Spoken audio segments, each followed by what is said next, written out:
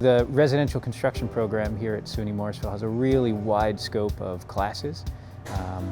So we do everything from light framing to masonry, and then I focus on plumbing, HVAC, and electrical.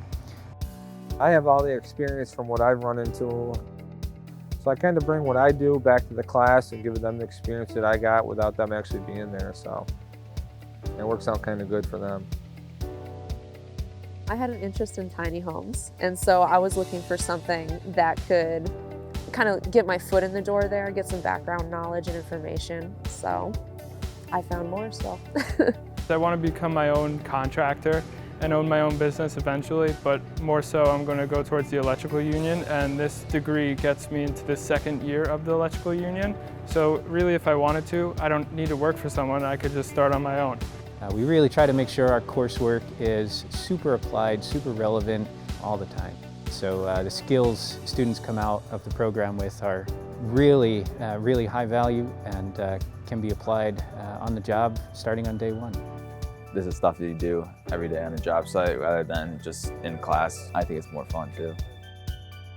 The hands-on at SUNY Morrisville, it's probably the best part of the program. We can learn more as opposed to just looking at pictures.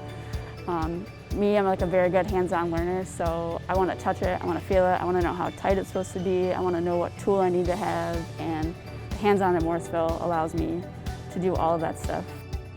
You actually get to get your hands dirty and learn the actual trade. These kids will do this foundation 20 years, they come back and it should still be here.